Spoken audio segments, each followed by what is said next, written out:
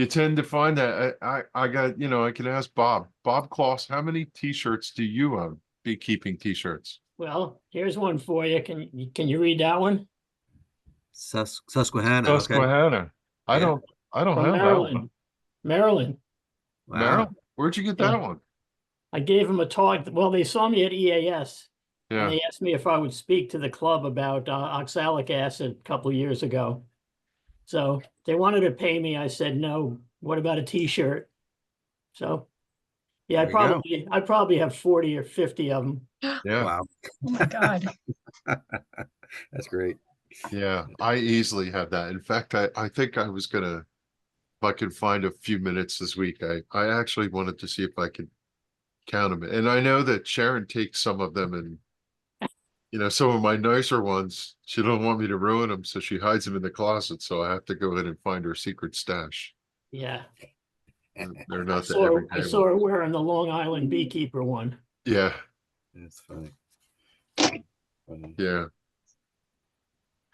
Always on the hunt for a good t-shirt. If it's not a beekeeping t-shirt, it's a racing t-shirt. Yeah.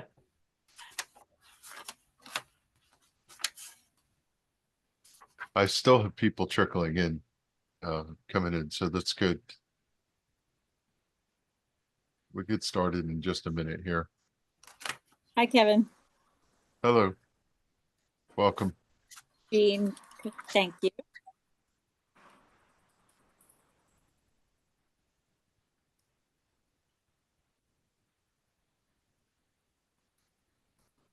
June 12th.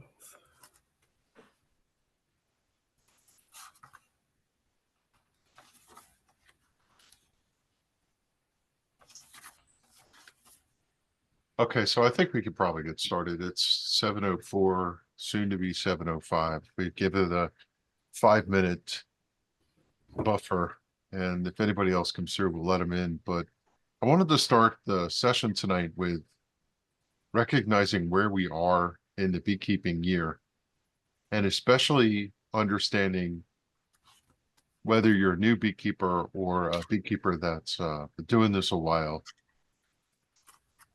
The timing of what I'm about to talk about changes every year. It's not a cookbook. It really has to do with the weather itself. And this year in particular, the forage availability for bees in spring has been, for whatever reason, like abysmal.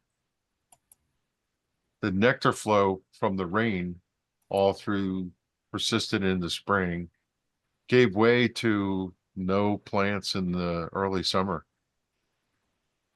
In the mid-Atlantic region for New Jersey, New York, Pennsylvania, down to Maryland, even north to even, New Hampshire. When I talk to people in New Hampshire and Maine, they don't differ but a couple weeks from us. This entire region has just had a real poor foraging season. And you should be seeing that when you're looking in your colonies. When you pull out a frame of brood and you're looking at how wet the brood is, meaning how much brood food is in there, it's really not good. Queens are scaling back. There's not a lot of storage. Hardly anyone made any honey. And it's just been a funny season. All this to say, it's the middle of July, heading to the end of July. And the forage in this region either ends July 4th, like it did this year, sometimes July 15th. And on good years, it rolls through till the end of July and could even cross over into August. But this year, it was done the beginning of July. Some could argue it was done even back in June timeframe, which is extremely unusual. What's weird about that is the fact that from forage availability, you normally make honey no matter what the situation is. But this year, even the honey stores are there. And I've seen this really strange phenomena where the brood box, let's presume you're running 2 deeps and 2 mediums for honey supers. The bottom deep and the top deep have tons of bees in them. And they also have lots of stored capped honey in it, but the honey supers above them are empty. Empty, like there's hardly even nectar in them. It's a really strange thing. And I thought I was alone in seeing this, but when I've started to ask, what are you seeing? Several people told me they see the same thing. And I'm not sure what you're seeing in your colonies, but it's really weird. It's almost like they've confined themselves to the brood nest and they're not doing anything other than going up and resting and sleeping in the top box. Some colonies found stuff. So I have 2 hives at Valley Crest, which is a pollinator field if you've ever been there from Northwest. And there's acres of flowers, and they did make some honey. Out of 4 honey boxes, I was able to get a generous 2 3/4 frames, boxes of frames. So, and then in my property, I have bees in different places. One hive off to the side, for whatever reason, found food and made honey. That's the only one. So I don't know if all you second year plus beekeepers, you know, how you made out this year, but it was a strange thing. And that dovetails to the most important thing for you to understand is you have to feed. Now, I've talked about this in previous sessions. I've done experiments where I didn't feed during the summer. And a lot of regions will get a nectar flow in the fall with the asters and the goldenrod. And they'll probably pack on enough to carry them through, but they're not going to be fat and happy. And you want to get to the point right now where you want to sustain the bees now after the summer solstice to Halloween that are going to both take care of and be your winter bees.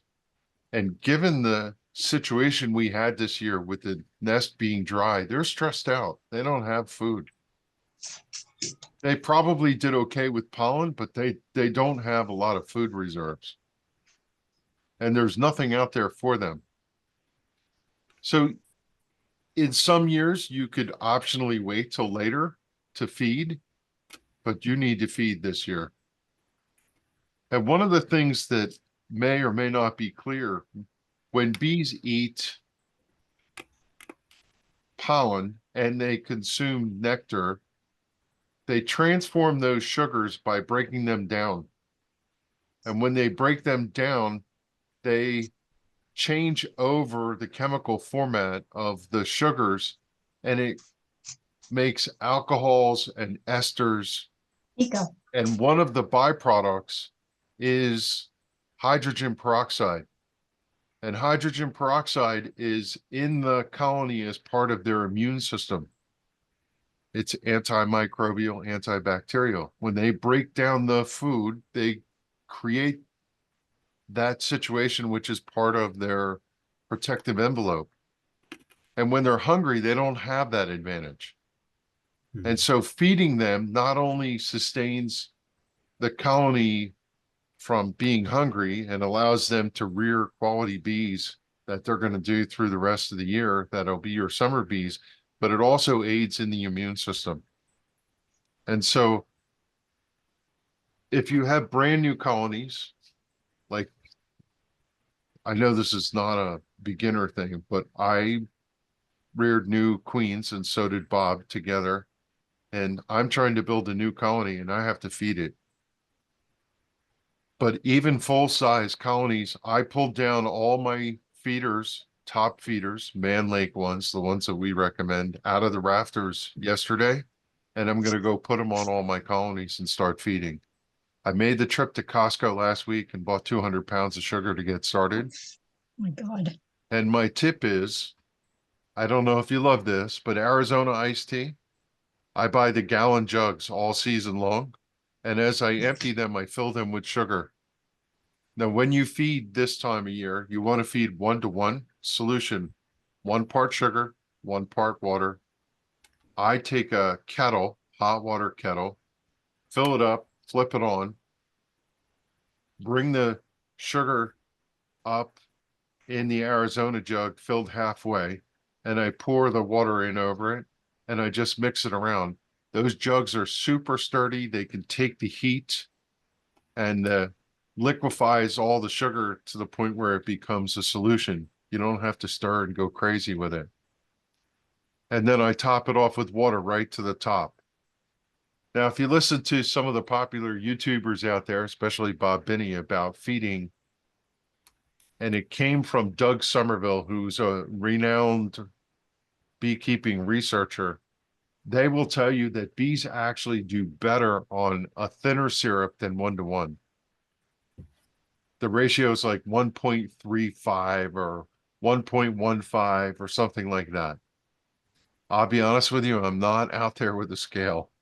I scoop the sugar into the jar or into the jug till it looks about its halfway, and I fill it with water and do it that way and make my 1-to-1. It's not that fussy. And I'm telling you what, they are taking it down like nobody's business. Yeah. I could put a half gallon on a nuke and it's gone in 2 days easily. Now, one of the things you'll hear people say, and you do you, this is personal preference. In order to get that immunity thing, the best way to do it is to give them a sip every day. It emulates a nectar flow where they go out every day and bring in a small amount, and they think that the flow is going. If you feed them large amounts, they store it, they don't eat it. But they're so hungry right now that I think you could feed them a half gallon and they're going to eat it all by the next day and be waiting for more in 2 or 3 days when you come back to them. And I don't know many people who can find the time every single day. And again, you do you, to go out and pour a quart on every hive and keep that sugar mixed up and doing that, right? To me, I just plan every couple days. If I get to it, I get to it. If not, I don't, but it's got to be around my schedule, which is just the way it goes. So is anybody feeding? Just curious if anybody's doing any. Yeah, one. Yes, I Yeah, am. good. If you started a colony this year, you should Mhm. still be feeding it, incidentally. Yes. Even if you got it to 2 full boxes and you threw a honey super on top and you're trying to have them build out. Now, just roundtable, if you built a new hive this year, you build one, Tony? Yes. How's the wax doing? Did they build a wax throughout? Um, my one hive is going gangbusters. They built out the second deep very quickly. I put on a honey super. They built that out very quickly, and they're actually filling it with honey. And I put a second honey super on, and I checked it just this past week, and it's almost completely drawn out. And they're already putting Outstanding. Wow. they're already putting resources in that second honey super. I was actually going to put a third one on just to have them draw a comb, Yeah, you and should. but I If didn't have they're one. on I a didn't have one roll. ready. I didn't have one ready, so I have one Yeah. ready now. So I'm going to do it now. Are you using plastic foundation? No, I'm using the What honey wax? wax. Okay. Yeah. Yep. Yeah. Now Kevin. my other hive's not quite so good, but I have that question When they're about on that. a roll, boy, they can do it quick, fast, and in a hurry. Yeah. Kevin, I've been putting the fondant on. Mm-hmm. I do a half and and then I feed the 1-to-1, and I've just been doing it once a week. I probably need to do it more often, but they're just devouring it. Yeah. And I have 2 new hives and they were nukes, and they're very robust. They're all over the outside, but I think it's interesting what you said. There's not a lot of food out for them, and we have a farm, so I don't know. It's been interesting. This is my Has- first time doing bees. Has the comb build out been good for you? Like they're building all the frames from frame 1 to frame 10? Yeah, well, the on the right side they're not as much, but I did put some honey supers on one hive and kind of watching the other to see what's going on. Yeah, if you have to take those frames and rotate them into the brood nest a little to make sure they build them out all the way. Okay. and keep feeding them like you are. Jenny, you had your hand up? I think it was Jenny. Yeah, it's Jenny. Hi. So I am brand new and started with new hives. Building out the comb has kind of been the focus this year, obviously. I'm Mhm. curious though, if I put a second honey super on too quickly, because the first honey super, they're still building up wax. I ended up with wonky combs. I ended up kind of tearing it down, painting them with wax because they're plastic frames. Yeah, And they're still working on that first layer. If I put a second honey super on too early, does that mess with them or it what? does kinda, and I'll explain what I mean by that. Yeah. And I should say to some of you that are new, Bob Kloss and I are both EAS master beekeepers, and we equally could answer all these questions. So Bob, if you have anything you want to add, feel free to jump in. But when the bees build wax on a frame, they gather together and they festoon, they hang down based on gravity, and they deposit the wax coming off their wax glands.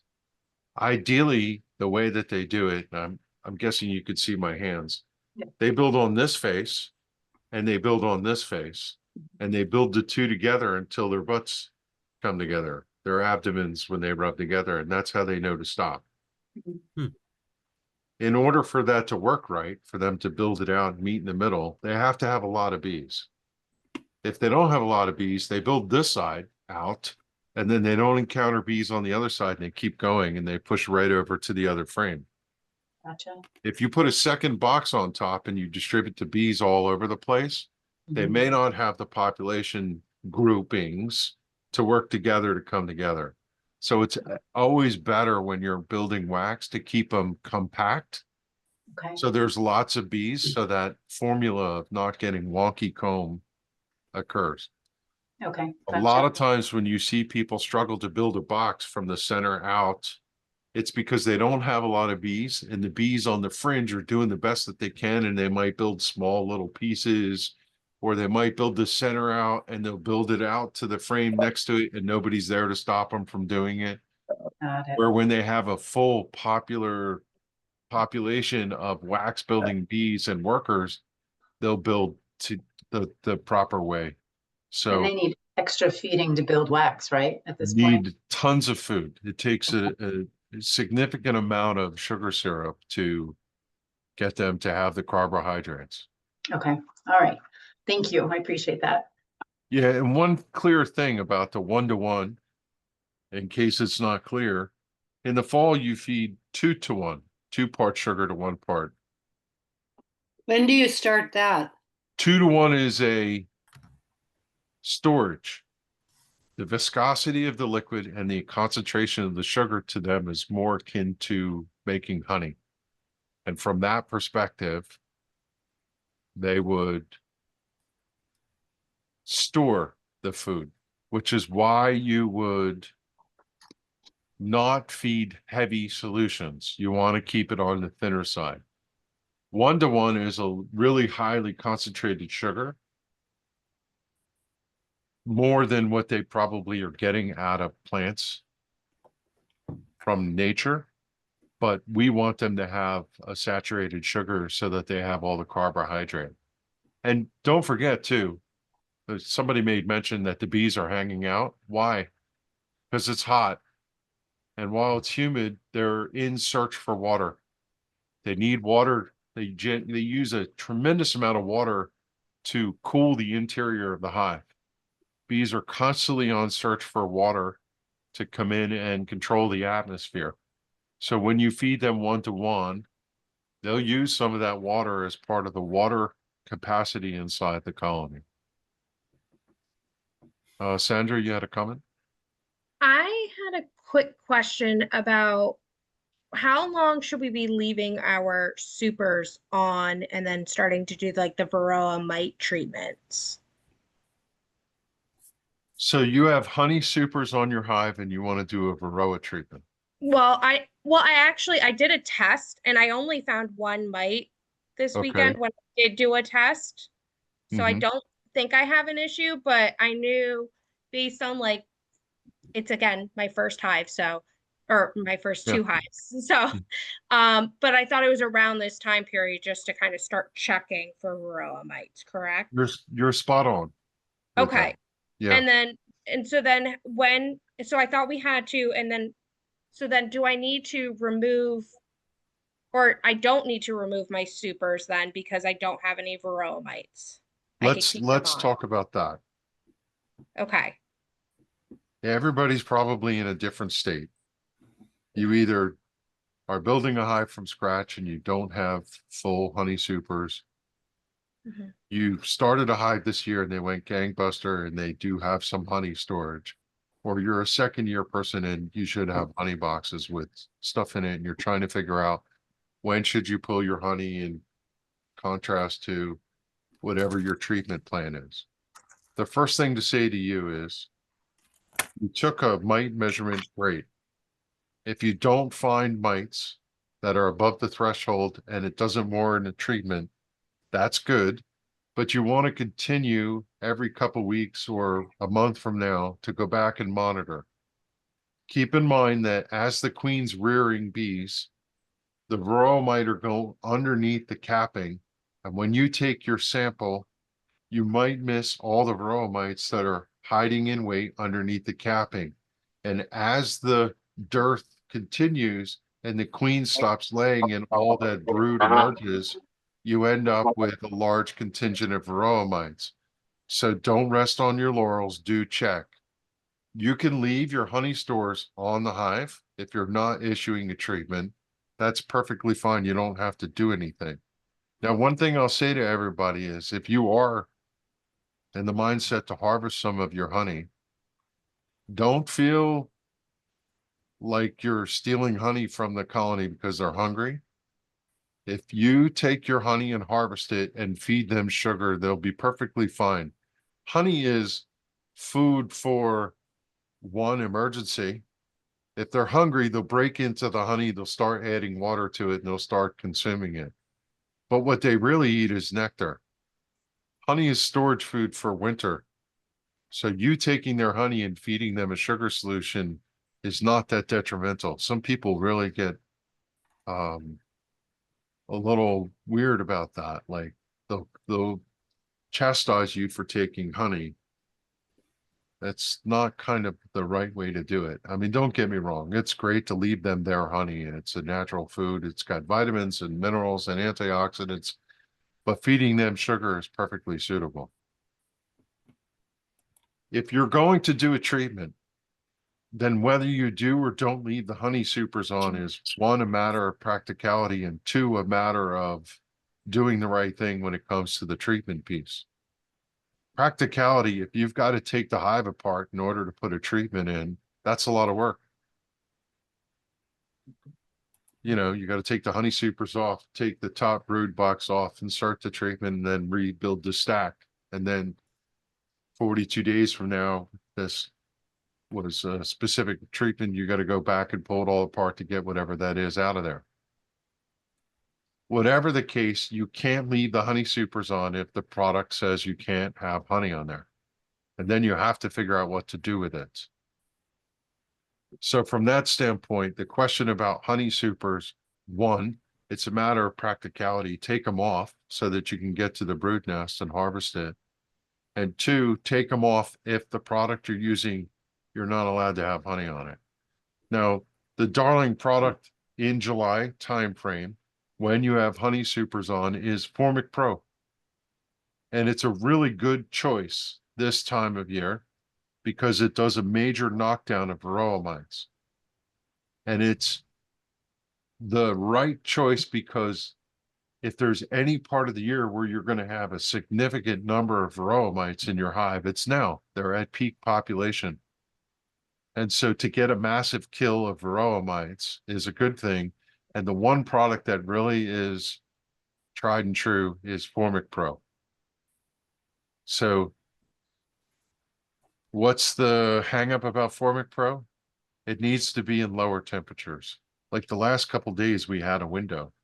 You want it to be 85 degrees Fahrenheit or less.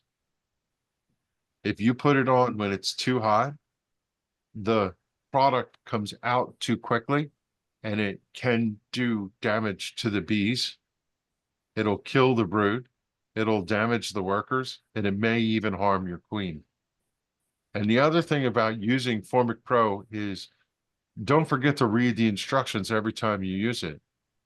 There's instructions about what to do with the entrance and adding an extra box and things like that, that if you don't remember and don't do, you're putting too much concentration of the product inside the colony. So every single time you do a treatment, go to Honeybee Health Coalition and follow the instructions there that tell you how to do the treatment. They keep things up to date pretty well there. So hopefully that's some guidance of what to do when you have honey supers on your colony. Kevin, the other So thing Kevin- about Formic Pro is it's the only treatment that kills mites under the cappings. Yeah, that's a great point, Bob, because as we were just talking about, a lot of varroa mites are in hiding underneath the capping right now. Yeah. So that's not to say you can't use Apigard or you can't use some of the other products that are out there. The one caution I will give you about the new product, how many have heard of Varoxan? Yeah. Yeah. Varoxan is not a knockdown treatment. It's really meant to be used in the spring or in the fall when the populations are down and suppressed. It's a maintenance, keep varroa mites in check and from growing, but it's not meant to be a knockdown. It's not going to give you a kill. And if you read their product literature, they tell you that it's not intended for use in summer. So I know it's a new product. I know a lot of people are excited about it. I'm really worried that people are going to use it this time of year and then turn around and say, it didn't work for me. Well, it's not meant to work for them. And one of the things that came from that manufacturer is it wasn't designed to be distributed throughout a hive that has a large colony. They just can't move the ingredient, the primary ingredient, the active ingredient throughout the colony. There's just too many bees. It's meant to be used in the spring or fall when the populations are lower. So if you're trying to make your choice for what product to use, Varoxan's not the one. Okay. Kevin, when you Keep talked just- about the Wait one Formic, sec. yeah, Deborah, can you hear me? I see you popping in and out. You're muted. I see you talking, but you're still muted. Now you're unmuted. But I don't hear you. I see you're having problems and keep coming back in. I'll keep letting you in, but hopefully your connection solidifies there. I'm assuming she's talking to us. We can't hear you, Deborah. I know you're unmuted for us, but your microphone's not working on your PC or phone, whatever you're using. We heard you before, though, right? If you need to, you can hover over the screen and click on the chat. And if you can't talk to us, you could type some messages in chat. We'll watch that and be able to see what you're trying to tell us there. All right, I feel like I don't want to just keep talking and talking. So any other questions about feeding honey supers, what you're seeing this year? yeah, I have something, Kevin. Go ahead. This is Tony. So, as I had said earlier, my one hive is going gangbusters. Like I said, they're doing tremendous. The queen is laying, and almost every frame I pulled in the deeps were cap brood or better. You know, I mean, she's laying incredible. My other hive, though, not as good. They started out really great. This came from a nuke this year, so it's a first year hive. She started out great, but then after about I don't know, close to a month, I noticed that the frames were not having as many eggs or larvae or cap brood in it. So I thought something was up, and it just kept getting worse. And I think maybe I lost my queen somehow for whatever reason. I don't know if she died or absconded or what. I have no idea. But then later I did find what I think is a super seizure queen cell. And then a couple of weeks later, I found a queen in my hive. I'm assuming that this was a new queen that they made. She probably went out, got mated, and she's back. I do see new larvae and some Mhm. new cap brood. So I think things are good. starting to pick up again. Yeah, But my issue is during that interim, they started filling the second brood box with honey. I mean, it's almost packed with honey.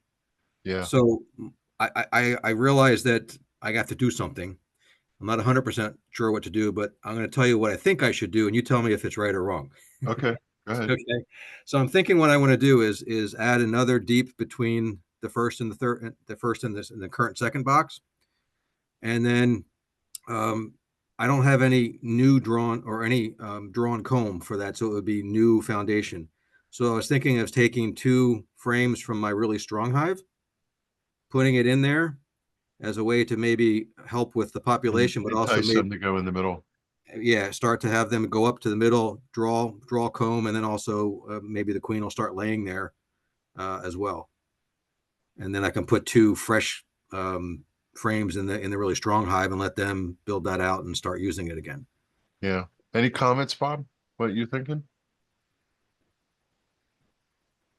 Yeah, so I wouldn't worry about the fact that that top box is going to be filled with nectar and honey, because that's actually what you want going into winter, right? Right. There's plenty of room in one deep for the queen to lay more than enough eggs and larva population to keep that hive going. Okay. What you might want to do too is you could put a honey super on it, and if it's nectar that's in that second deep, they may move that up then, and that would make some more room for the queen to lay. I mean that second deep that they're filling, I mean it's capped. It's capped already. Yeah, like almost every frame has got capped honey on it. Yeah. Again, I don't really see that as a problem. No, I agree with you. I mean, I think it would be great, right? For winter, they got plenty of resources there. Yeah, But I was thinking more just from a space perspective. Do they need that second super or second deep to, build out more and have more bees overall?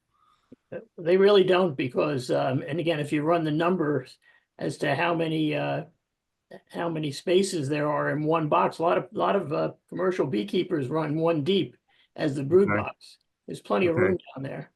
So as Okay. long as the population is pretty good, I would assume.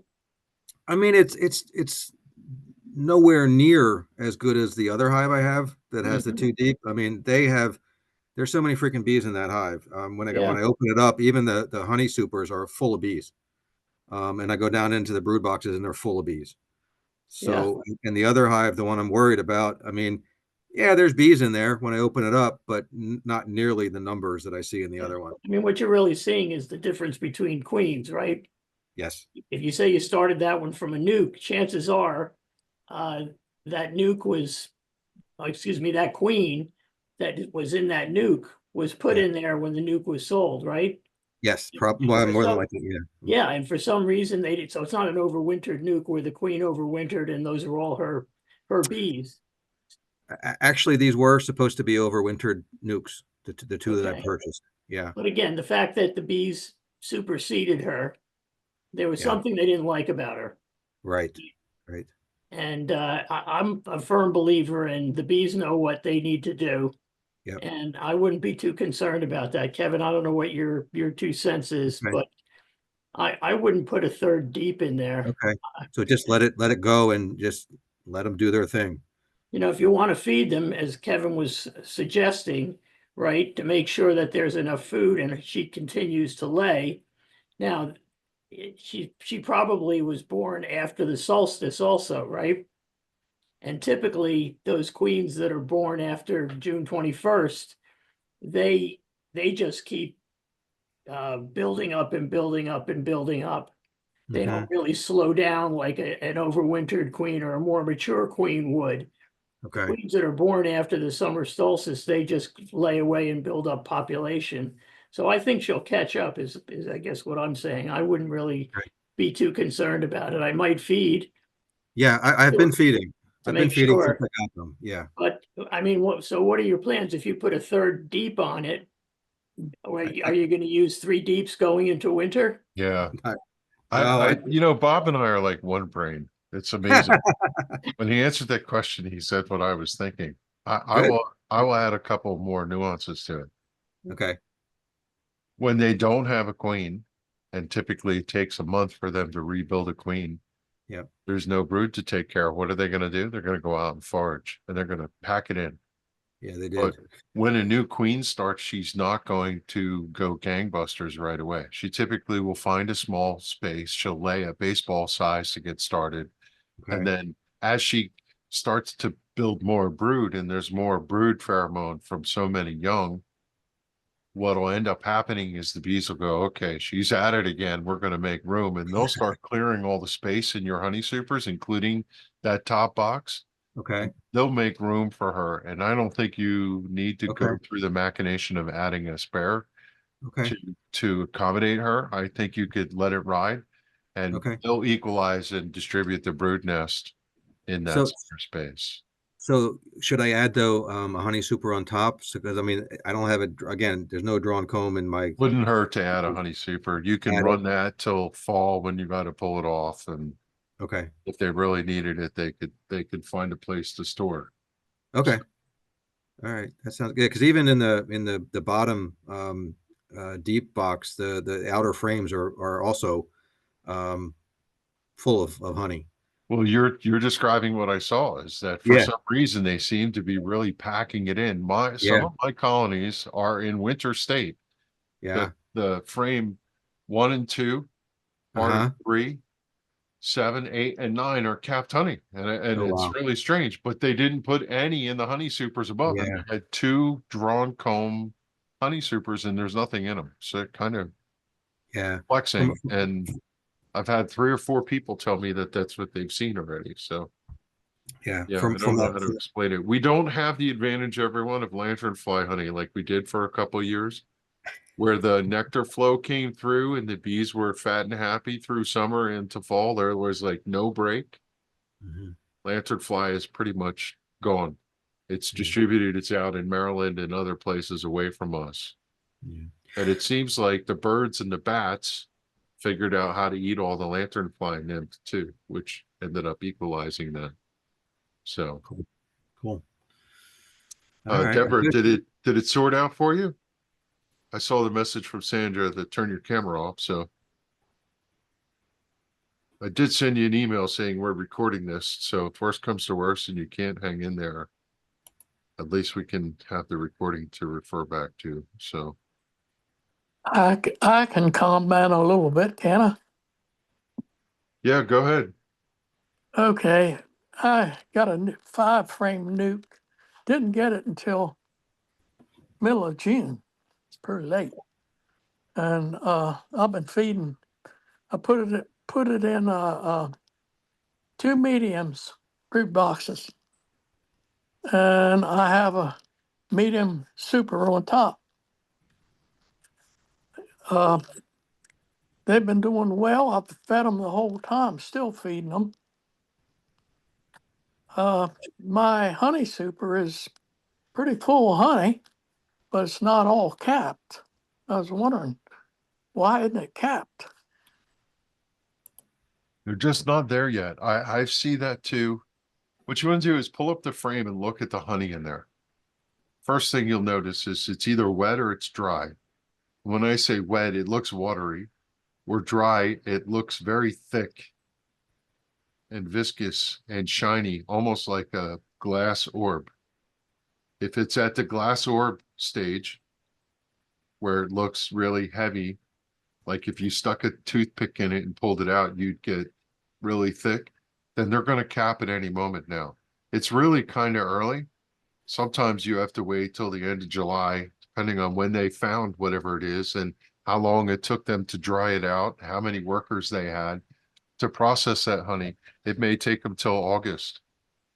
So I don't think you're in a bad place at all. I think you are probably right where it is. We pulled honey boxes just yesterday and day before. My wife harvested this morning.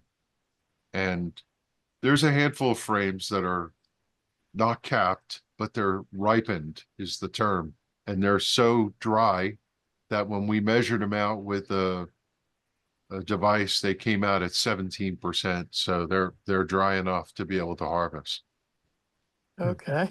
So I think you're okay there. You just Well, gotta give them a little more time. I was looking for at least one frame I could pull out for honey for myself. Yeah. Well, you'll get there. I think Okay. you'll get there. You were commenting about 1-to-1 ratio and the way you did it. Way I do it, I use a gallon milk jug. I Yeah. put 8 cups of sugar in it, and then I find if I put 8 cups of water in it, it's not full. So that's 1-to-1. But if you fill it up, it weakens a little bit, which is still okay. I think you're okay to make a little more water and top it off, which is what I kind of do. Yeah.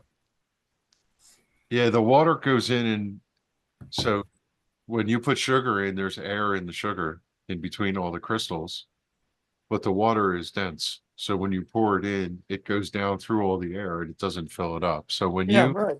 mix it by volume and you kind of go, well, that's half the jug and this is half the jug, and you pour the water in, you always end up topping it off. So this is Yeah. why I say when you mix 1-to-1 that way, unless you're weighing it, you're not really mixing it 1-to-1. You're actually making that thinner.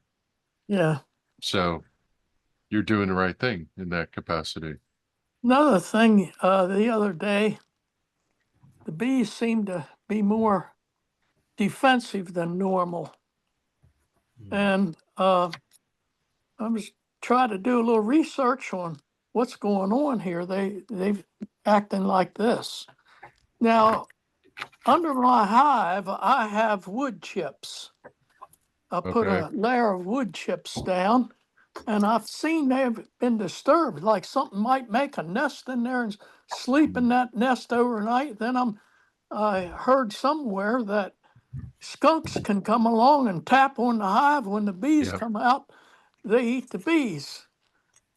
So my plan is to put up a game camera and see if I can see what's going on.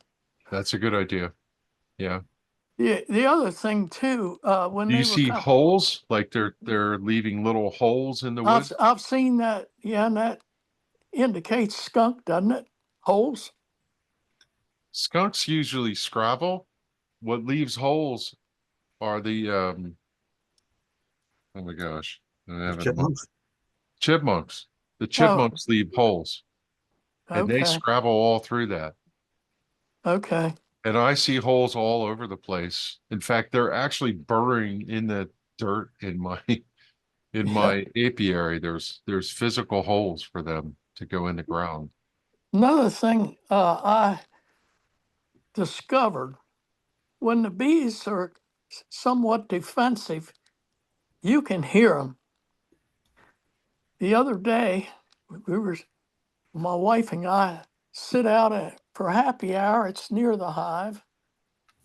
And I didn't know it was a bee because it was quiet, flying around my wife's face. Yeah. And she says it's some kind of bug. And it wasn't making the sound that defensive bees I'm used to hearing. So I said, well, that's getting close enough. You can grab it. She grabbed it and it stung her. It was a honeybee. Is that right? Yeah, but it wasn't making the sound I'm used to hearing. You ever notice that? Well, so the one thing to tell everybody, and you have a really astute observation, is those gentle kittens of bees that you had in the spring, they're done, right? They're going to defend what they have with every ounce of their behavior, defensive behavior. And where you used to walk around in a t-shirt and walk through the apiary, I walk through and I cover my face like this because I don't want them to see my eyes. And, if I don't have a veil on, they have gotten 5 times more defensive, and that's normal. When they are in a dearth and they don't have it coming in food through the front door, they turn to significant defensiveness. Yes, So that's I'm not what surprised to hear you say that they're defensive. That's actually what you should expect Yes. time of year. And another thing, I found that if they're flying around your head like that, the best thing is don't move. Just Don't move. freeze. If you start swatting at them, boy, that stirs them up. Yeah, you really want to put a veil on. I mean, I very, very rarely walk through the apiary without a veil on. I'm just Yeah, hyper vigilant about trying not to get stung on the face or the head. right. I understand. Okay. I have a quick, But you could even go stand to the periphery of your apiary and they will become defensive and come in and Yep. get you this time of year. Yeah. Like riding your mower or doing any of that stuff, right? If you used to go out there and weed whack your apiary without, maybe with a veil and a long sleeve, you'd want to wear a suit these days. Yes. That's normal. Okay. And now when the nectar flow comes again in the fall, goldenrod, asters, plants, it'll come down just a little bit, but they'll stay a little testy all the way through to the end of the year. And you should expect that that's normal. Okay. Yeah. Do let us know if you catch a skunk on that. It's possible. Okay. Yeah. Anybody else want to offer any questions or? I have, well, I think questions and comment. Okay. So I just wanted to ask if anybody has ever let we have chickens and we let them around our bees. And when we opened our hive last week, we didn't have one hive beetle. And I wonder whether the chickens are eating the larvae underneath the bees. I thought it was magical because last year we had tons of hive beetles, but I don't know if it's just Chickens are spectacular for that. They really are. Oh, They eat the ticks, yeah. they eat the grubs, they eat everything. Yeah, And if you let them into the apiary, they will clean that up. It's not They do. quite small hive beetle season. I don't know. Has anybody else seen a lot of them? I Oh, see is them that here and later? there, but oh. I was all usually September time frame is when I tend to see them in okay. I abundance. don't know. Last year we had a lot of them, so Yeah. this year I'm good. So what I wanted to ask is we have two hives. One is doing really, really great, so strong. It's over a year old. This is the second year. We put a honey super on it and we checked the honey super and it's not quite filled out and capped yet. They still have a few frames that they haven't done. So we didn't take any honey off of it yet. But I Okay. was hoping maybe if we check it in a couple more weeks that we could take some honey from that. Or Yeah, should we you wait till you it's should be built able out? to. Yeah. You want to monitor it and see where they're at. Now, again, because they're hungry, never say never. They might actually go clean that out. No, gosh, okay.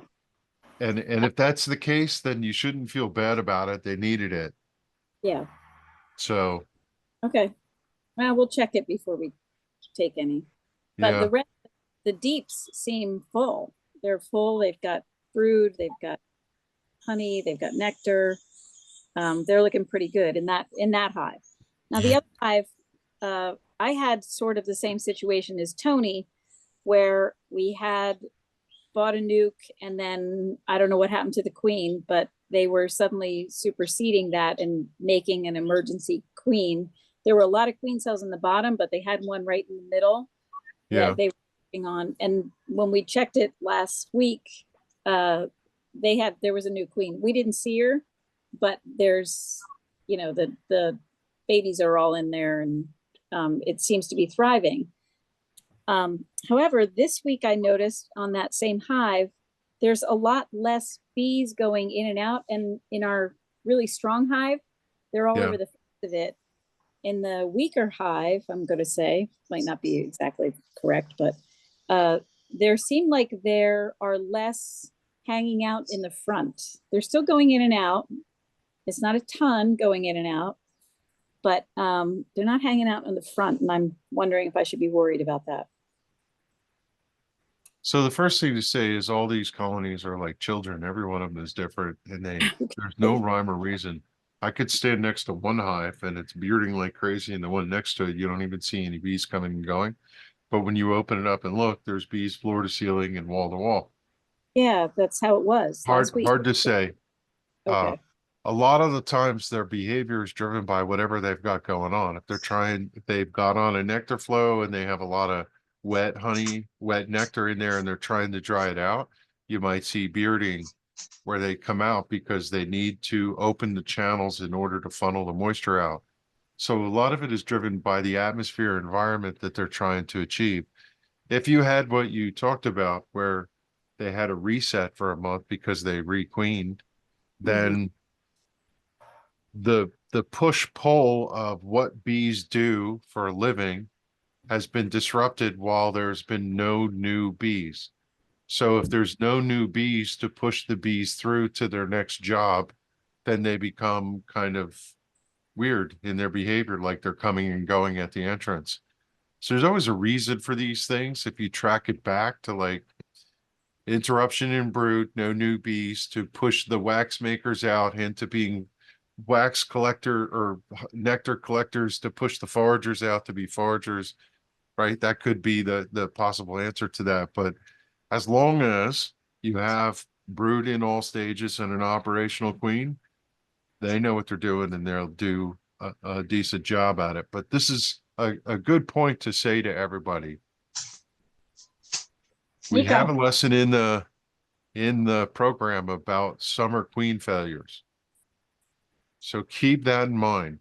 Brand new queens that you put in from a package or a nuke that you got earlier this year may run out of gas because they weren't well mated early in the spring.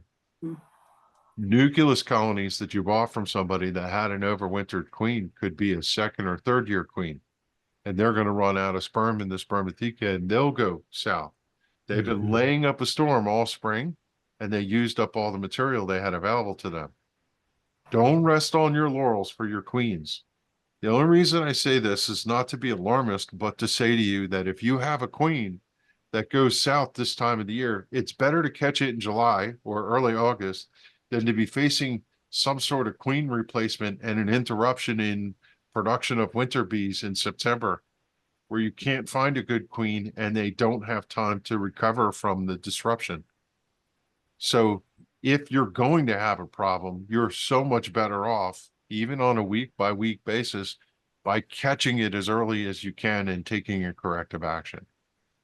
So this is the time. I know we're going on vacations and we're doing, family outings and weddings are going on and stuff, but do go in every once in a while, look at the brood patterns. So now is a good time, and Bob, you can back me up on this, to say, when bees scale back because lack of food, the brood patterns might start to get a little spotty. They're going to be a little smaller. You've been looking at great spring forage frames all season long, and now you're going to open something up and go, this doesn't look like it did before, especially if you're new. That's normal. It doesn't mean your queen's failing. Look at the quality of the bees in development.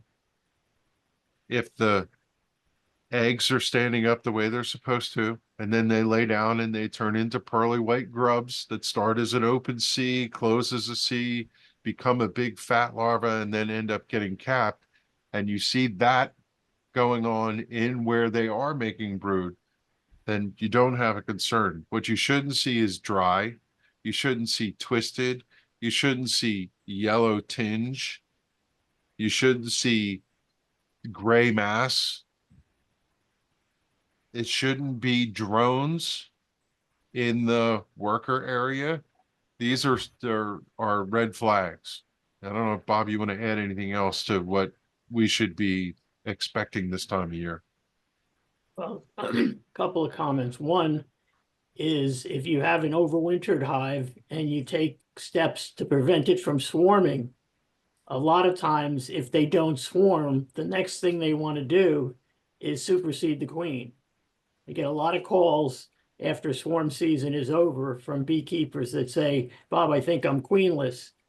And what it is if they don't swarm, a lot of times they want to replace that queen and they'll supersede her. The other thing, Kevin, is I hear a lot of people, a lot of the folks saying, I have one really strong hive and I have another hive that's so-so. You want to comment about mites and strong hives? I know it's one of your favorite subjects. Yeah, But- and so many times we hear people say in the spring, in retrospect, that I lost my strongest hive. And why would that be? Because the correlation is strong hives make a lot of mites. They're mite factories. And so you should be hyper vigilant in ensuring that you keep the mite situation in check when a colony looks great all season long. Because not only did they make a lot of bees, make a lot of honey, make a lot of honeycomb for you, keep everything humming along, they made a lot of varroa mites. And when they have a large contingent of varroa mites, as Bob's alluding to, they also inflict a lot of damage on the brood population. So, supreme hive, that's what we call that.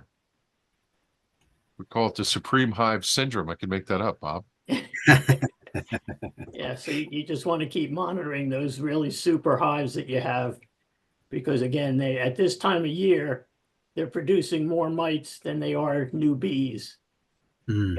In the spring, you're making a lot more new bees than you are mites, but that has reversed right now. So your really, really strong hives can collapse pretty quickly if you don't take care of your mites. Yeah. So you treat every box, right? Every super you treat when you treat for varroa mites. You don't just treat one and it goes to all the boxes. Now, again, depending on the product, they'll tell you how many, like with Formic Pro, how many pads to put in, where to put them. But yes, you're treating the whole, you're basically treating the brood boxes. Okay. Yeah. So I have Um, a question. I'm sorry.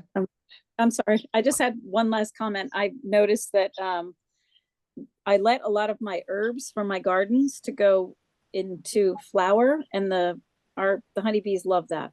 So just thought I'd They're throw that all out. over the mint right now. The mint is Yeah. going gaga. We have catnip and Catnip, yep. oregano Yeah, and thyme. great. They're loving I all. know, you either pay the price or you love it, where you plant mint and it just goes berserk. But Right. when you're a beekeeper and you look over and go, oh man, that overtook my whole entire garden, but look at all the bees on it. Yeah. So you, Yeah. you It grows- gotta love it for that. It grows really fast. So there you Yeah. go. Thank you. Yeah, that's a good call out. So I have 2 hives and actually neither one is doing great. Okay. And the one I'm most concerned about, I did see, I think they absconded. I was talking to people in my club, but my question is, I'm seeing 3 queen cells. They're on the bottom. They're not in the side. And I'm wondering if, whether I should let them go to see if they make a queen, but I'm also worried about the mites. I did have a count a couple weeks ago, it was 2. And so do I treat or do I let the queen cells see if they make a queen? That's, I don't know what to do. I don't know that the two of those things are related. If you have enough mites that you're above the threshold, you can treat. And if they're trying to make a queen, you want to make sure that they make a queen and that the queen emerges and gets going and can do its thing.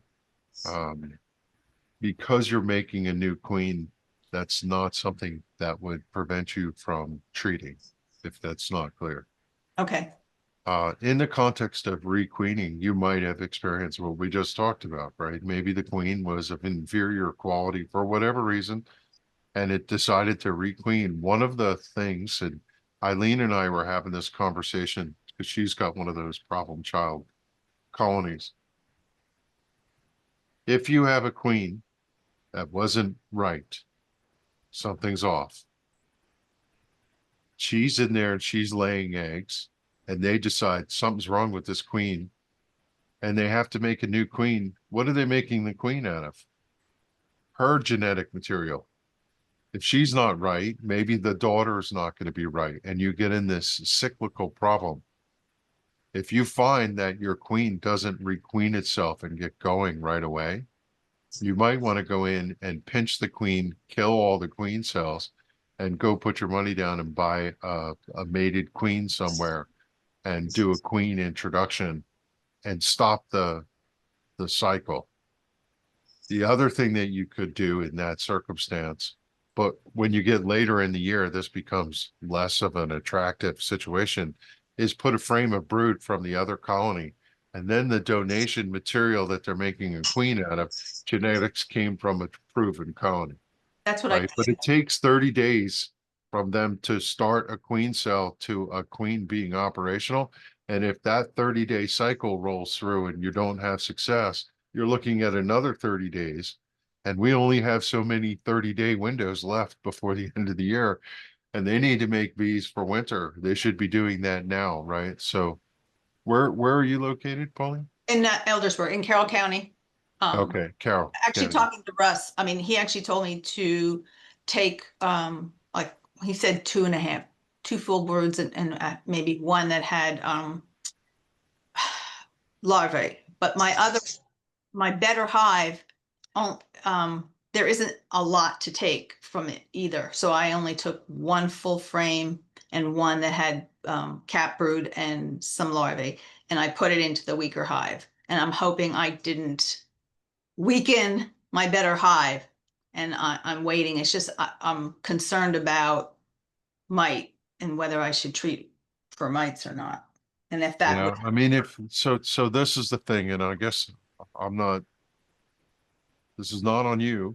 This is for everyone. One of the things that I see, and it's a hard thing to figure out, is which frame do you sample?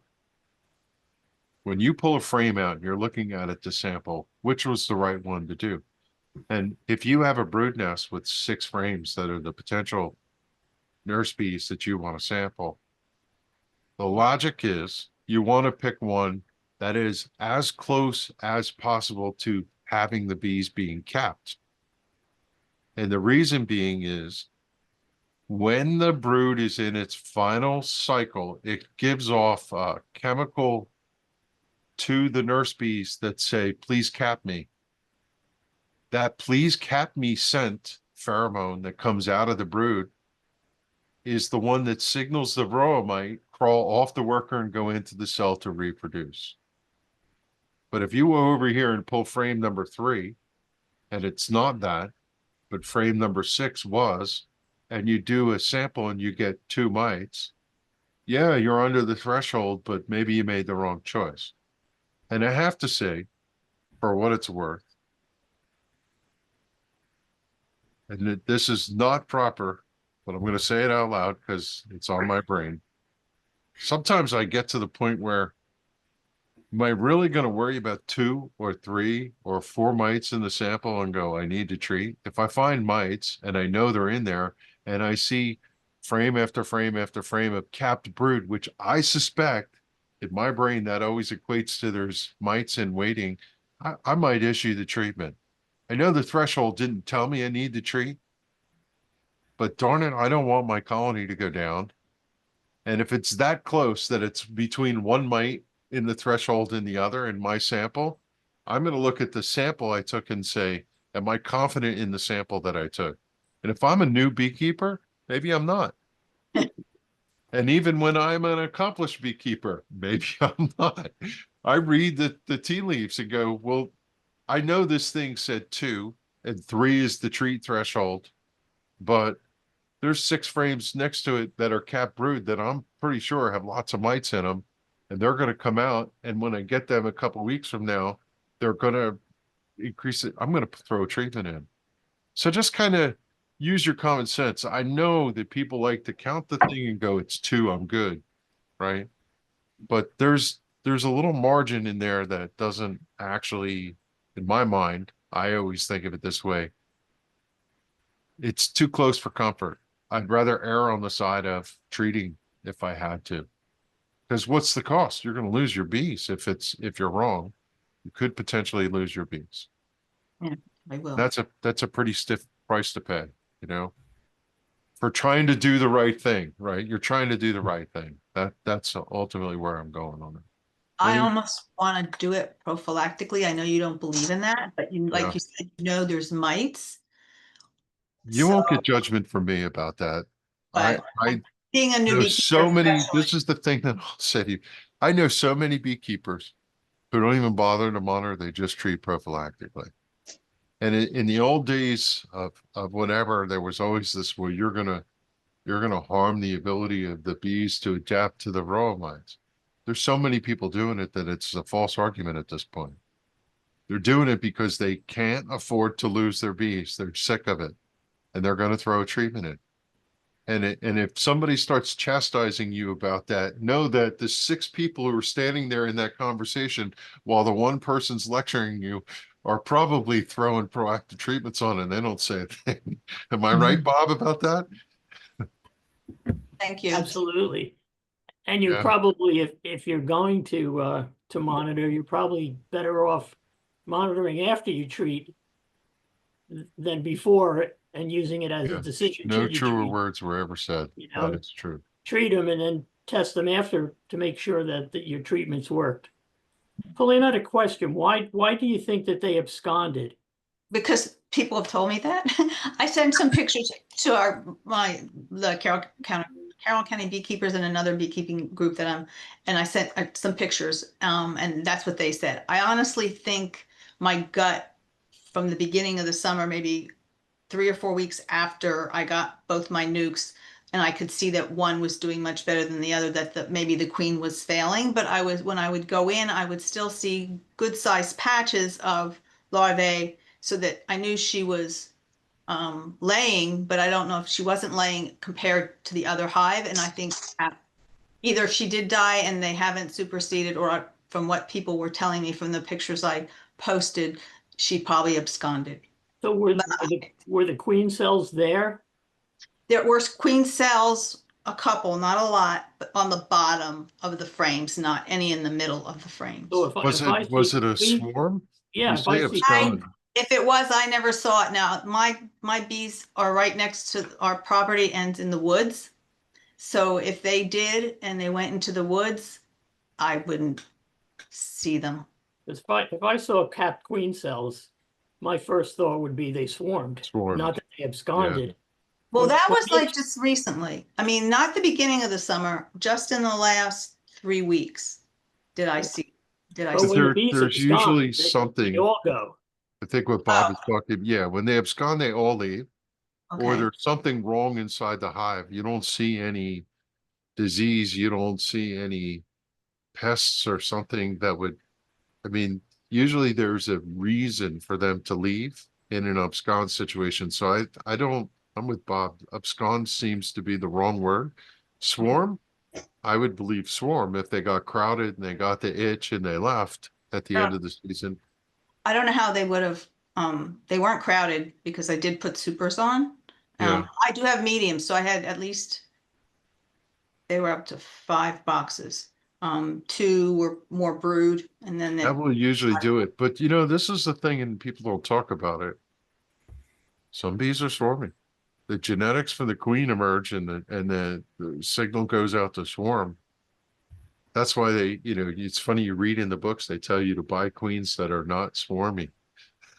You can't look at her and go, this is not a swarming queen.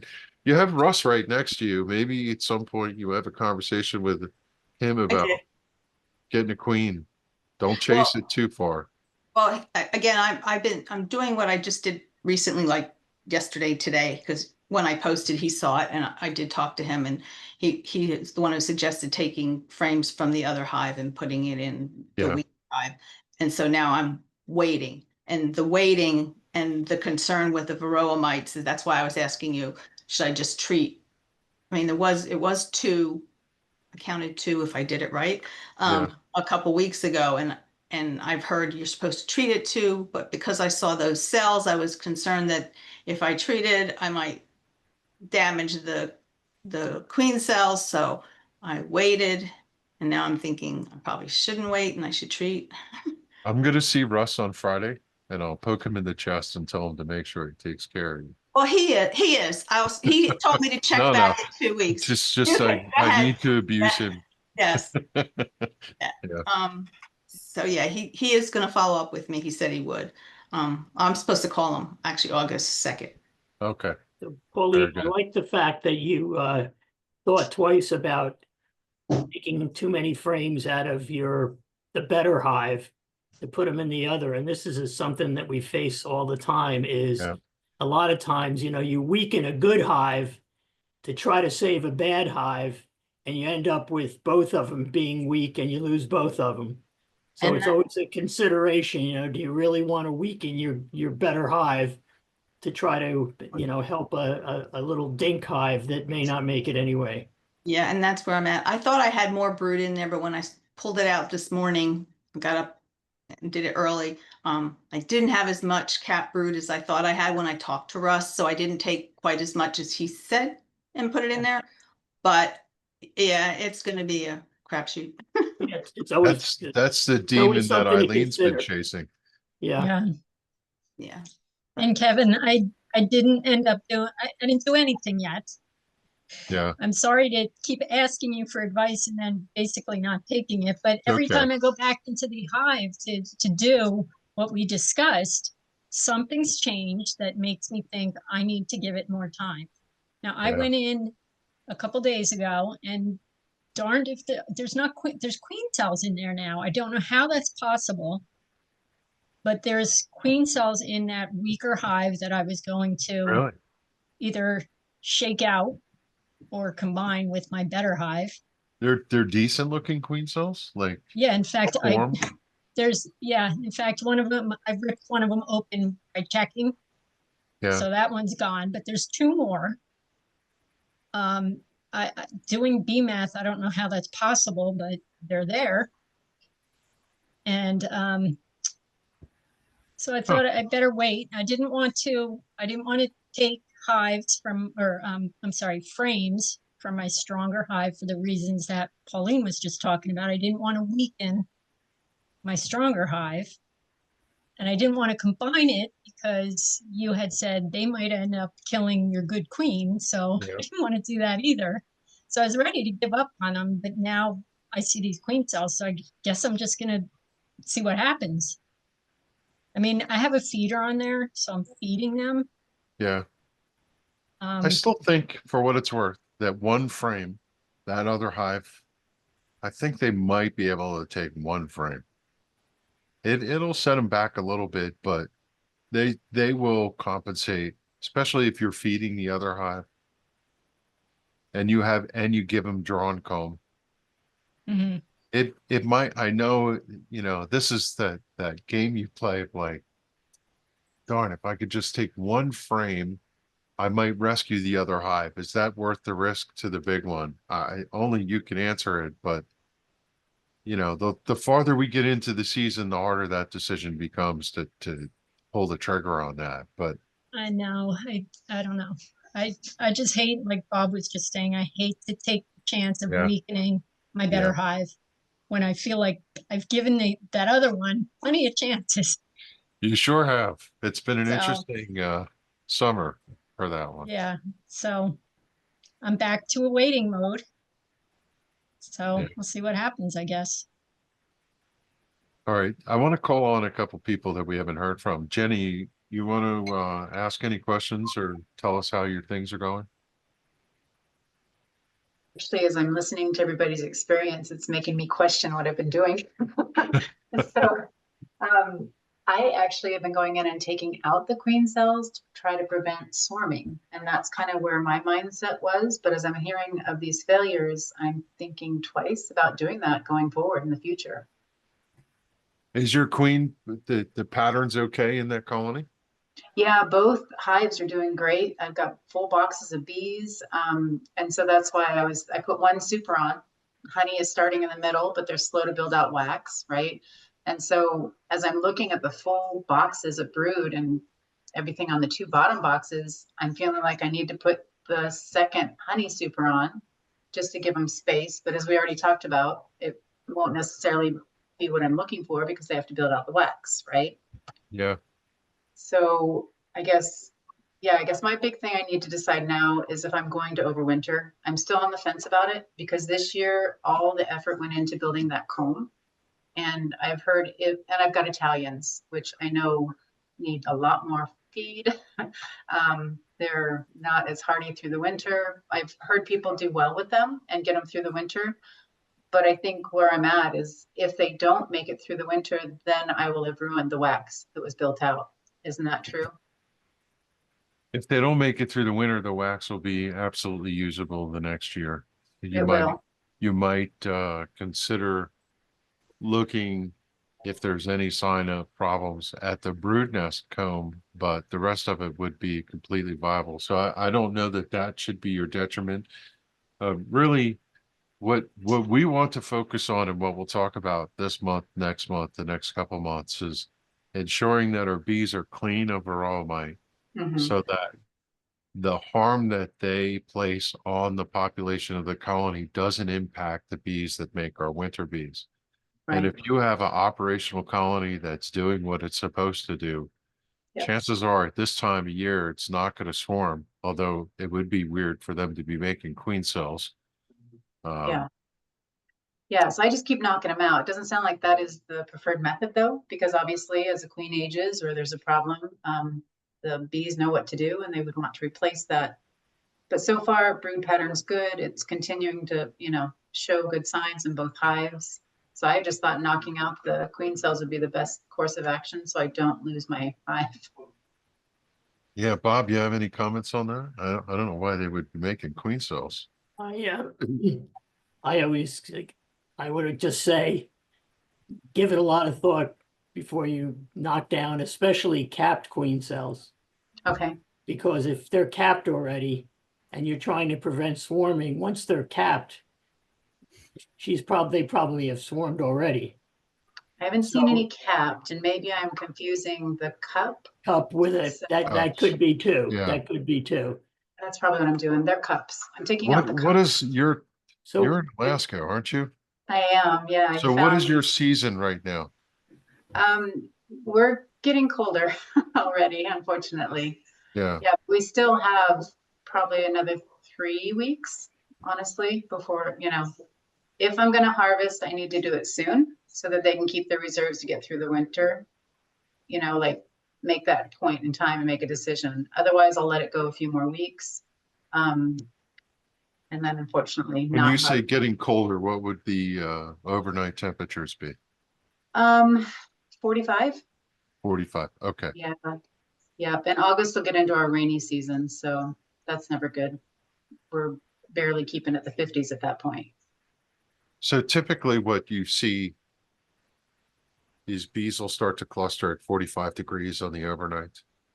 Yep. And so you are heading into that part, but they shouldn't be doing anything along the line of, unless their queen is failing. But if you go look in the lesson plans for things I will see, there's pictures of queen cups. A queen cup looks like two things. It looks like a cup like this, a bowl shape, or it can have a physical like cell type structure, but that's for a queen. Mhm. And then when it extends, those are practice devices. They'll build them just to have them. When Okay. they start to extend it and you start to see that mottled appearance that looks like the outside of a peanut shell, Mr. Peanut, Yes. I haven't then seen you know those. that they mean to build a queen. Okay, none of If those. that's what you're tearing down, then you're tearing down queen cells. But if you're just getting that cup or those extended cells that look like start of a queen cell, but there's no, and then obviously you could pull it up, take a look at it, turn it, and see if it's charged. And if there's nothing inside of it, then it's a practice thing and you don't have that going on. And just leave it alone. So where do you stand as far as the amount of storage in your colony? Because when you get to the point, you can go ask your local bee club, but the typical pattern would be 45 degrees at night, the bees are going to come into cluster because if they chill, they're going to die. Right. And we would need at least 60 to 80 pounds of food inside the colony for them to overwinter. And my guess is, given your extended season, you're going to want to have more than that. So if you're not lifting up on your hive and it's not heavy, then you need to feed 2 to 1. They're heavy.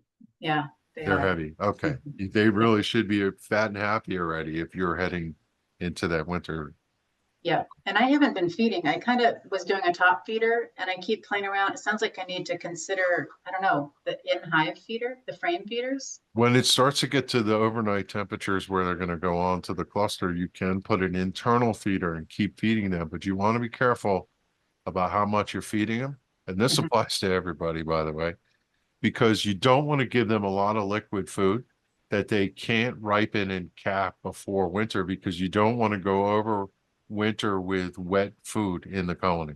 It creates Okay. mold, it creates gut problems for the bees, and moisture inside the colony during winter can kind of cause some issues. You really want it to be ripened and capped. So you're going to find, like what we have in New Jersey is, you're going to get to November 1st. And between November and December 15th, you have to determine when it's going to be cold enough, looking at the forecast, to say, I should stop feeding here so that they can finish the job of making this winter food. Got it. And I don't know how to guide you, because Alaska is as big as the United States in some respects. So you need to go ask your folks in your region for some guidance on that. Yeah. Guy from New Jersey has no plan in telling you. No, I tell and I you the appreciate- dynamic of it, but Yeah. I but you're the appreciate y'all first. letting me join. I'm losing my mentor, and so I'm just looking for resources. Your site's great, and I appreciate just allowing me to join the group. So it's Yeah, been I very mean, informative. beekeeping is beekeeping. Most of the, Bob and I could speak to the biology of it or whatever, but when it comes to your local stuff, some of that you're going to have to just tap on the shoulder. And Yeah, the seasonal follow. challenges are here. You do know who Etienne Tardif is? Yes, and I've actually Yeah. been looking at his Yukon beekeeping follow videos as him. well. Yeah, Because really good he's the stuff. guy that you'd want to emulate there in your region. Yes, I may take this winter off and wait for my second year, figure out the hive basics, and then try the wintering the next Yeah. season. All right. Do well, you, thank you. Yeah. one other thing I would suggest to you, because I have a penchant for this, is polystyrene hives. You See, ever that's think of what that? I'm hearing good things, but the Langstroth, I don't know, the ventilation, there's some differences there. I think. No, they run just like regular Langstroth equipment, and if you want to ventilate the bottom, ventilate the top, you can make them do everything that a wooden hive does, but from an overwinter standpoint, they're 7 times more insulative than wood. Okay. Do you insulate your hives? With, I haven't done it yet. I've watched it being done. My mentor definitely, he's got, what do you say, 13 of his 19 through the winter last year with wooden hives. yeah, But- I mean, don't get me wrong. You Yeah, can do it. People in Canada overwinter their wooden hives, but you know where insulated hives came from? Finland. Yeah, go Why did figure. they do it? Yeah, Because it's cold there all the necessity. time. Yeah, right. Yeah, and they unlocked the formula, and now it's distributed out through the entire world. So Yeah. Well, I'm not too deep into the supplies yet, so it may be time to try one out. there you go. Thank you all, though. I do appreciate it. I'm gonna have to jump off, but I'll keep doing the online lessons and join you guys next time. Thanks for coming. Thank you I'm so going much. to turn to Tina. I want to see if you have any questions. Hi, Kevin. Can you hear me? I can. Yep, Can't see me, but you can hear me. Here we go. that's okay. Yeah, I'm actually in another room. I was having Wi-Fi problems. But I don't really have a lot of questions. Full disclosure, I haven't been in the hive in 3 weeks because of the weather and other commitments. But my ears perked up when you were talking about feeding. And I have stopped the feeding after the last meeting. I thought we were talking about funny honey. Yeah. Yeah. And I filled it last 3 weeks ago. I haven't been in there since. So I guess my question at this time would be, should I go back to checking that feeder and filling with the one-on-one continuously now? Are you trying to make a honey crop? Not really. I mean, I'll probably take a frame, maybe just to try my honey if it's enough for me to take. But no, it's my Yeah, so if first year. anybody else is in that same situation, if it's capped now and you've been feeding all season, it may or may not be funny honey. Funny honey is when they store the sugar solution you're feeding them. But if you hadn't been feeding them and it's capped, it's honey. And so if you have any capped honey, that's honey, you could take that. But in the context of feeding, yeah, you should start feeding, especially if you're not going to harvest that honey. And by the way, I'm going to say something that's really strange. Even if it's funny honey, it's still probably a mix. They do mix nectar and honey together, or nectar and sugar solution, and they mix their enzymes with it. And if you took a spoon of that and took a taste of it, it would still taste like honey. It has a more sugary, sweety sugar solution back to it. It doesn't have the complexity of honey. But as far as I'm concerned, it usually tastes pretty good. It's sweet and has floral essence and so on. So even if you made a mistake, pulled a frame, and some of it was food that you fed the bees, you probably still get enough essence of honey to go, I'd be okay with those, right? It's honey flavored sugar water, which you could stir into your tea or your coffee and it'll taste just as good, quite honestly. Okay. So, but yes, I would be feeding if I were you. Just as we've been talking about, I think it's important to make sure that the bees remain healthy and well fed. And one of the things that both Bob and I tell people all the time is nothing cures your problems inside of a beehive like good nutrition. Now, the one thing I didn't tell you to do is feed pollen. I still see pollen coming through the front door. Unless you're building a new nucleus colony this time of year after the summer solstice and you're trying to rear bees, you might give them pollen patties or something. But in general, I don't see the need for you to buy pollen supplements and put them in your hive. Bees actually do better with fresh natural pollen. And, you know, I don't know what you're all seeing, but I still see pollen going through the front door on a daily basis. Mm-hmm. Kevin, Thank I you. respectfully disagree with you on funny honey. I can usually You know- taste it a mile away. It doesn't taste anything like honey. Anyway, I've had spoonfuls of it that I know for a fact. And when I taste it, I'm not confused. It's funny honey. That's why Yeah. it has the name. But it does have like a I little said, honey respectfully essence. disagree. We can agree to disagree Okay. on that one. I'm all good. Yeah, I didn't tell you to go out of your way and harvest funny honey, especially if you're going to put it in a bottle. But if you want a taste of it, I think it's not a crime. Thank you. Yeah. Hey, Kevin. Yeah. Because it's too hot right now for Formic Pro, Mm-hmm. what would the next best choice be? That's a really good question. The best answer is Formic Pro. I'm not trying to be cheeky. This is what I would say to you. Wasn't it a surprise to wake up this morning and see it's 60 degrees? Yeah. It was 62 It was. yesterday. It was 66 today with a high of 81 and a high of 84. Now look, it goes to 88 again tomorrow with a low of 72. And by the Yeah. way, I'm going to say this because there's a misinformation out there. Some people say that you can take that stuff and put it in the freezer. And then you put it on late at night when it's not as hot. And by the morning, it does its thing after it thaws out and it's not harmful for the bees. The answer to that is nay, nay. That is not right. If you ask the people who manufacture that, they vehemently tell you never to freeze the product. It changes the way the product comes out of the formulation. Mm-hmm. And where you want to think of that is, have you ever taken a piece of fruit and put it in the freezer, and then when you take it out and it thaws out, it becomes mush? Because the cold destroys the structures of the cells and it ends up releasing the liquid like crazy. Now, you know, if you're trying to make smoothies and you freeze your watermelon, that's perfect, but not, you know, the same thing happens. Too much comes out. So the reason I say you might want to hold on is when you look down the road, there's almost every 2 to 3 weeks a break in the weather where cloud cover comes in, where it rains. When you see like 3 days of rain, perfect time to throw one in. I'm looking at the weather and I see the 1st of August right now is forecast to be 82 for a high with 62 as a low. If in a couple days you look at that, and by the way, on the 31st of July, the forecast shows 83 to 63. And then the next day is 82 to 62.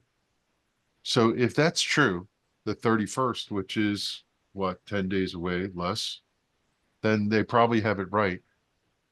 I want to tell you folks that I don't know who does this, but I'm going to show you. Let me share my screen. Share. You could see my screen. You should see. Yep. Okay. This is a weather app for Microsoft Windows. This is the most amazing app in the entire world. I don't know who is doing this app, but when they say the high is going to be 84 and the low is going to be 66, I can contrast this on my weather station and it's perfect. When you look at this and it tells you it's going to rain right here at 5 o'clock, at 4:59, it starts raining. Whoever's doing the weather for this is just astonishingly good. I don't know how it is. When this thing says it's going to be 86. Now, look, if you start forecasting it out to this day, by the time you get over here, maybe it changes a little. But when you get to 2 or 3 days ahead of time, it is inherently the most accurate weather app I have ever seen in my entire life. It's just crazy. We went last Sunday or Saturday down to Swedesboro, New Jersey, which is just across the river from Philadelphia. And we were racing. You don't race in the rain. The weather forecast said it would stop raining at 4 o'clock. We drove down under the rain at 4 o'clock, and at 4 o'clock it stopped raining. It said it was going to rain again at 11:30 p.m. We were finished with the night, and when we were pulling out at 11:30, it started raining. I mean, that's how spot on this thing is. So if you want to forecast about where the temperatures are going to be, I don't know who does this weather app for Microsoft Windows, but it's like a secret weapon. The thing is incredible. What's the app called? It's called Weather. Weather. It's physically the weather app. It's right here. This is what it looks like. And by the way, it's available on iPhone. It's the same app as on what, and the forecast is, it's beautiful. Look, this is the overview. If you want to see if it's going to rain, you click this. If you want to see what the air quality is, the humidity, I mean, as a design, it's beautiful. You want to see the map, you click this and it shows you the map with all the subsequent warnings and so on.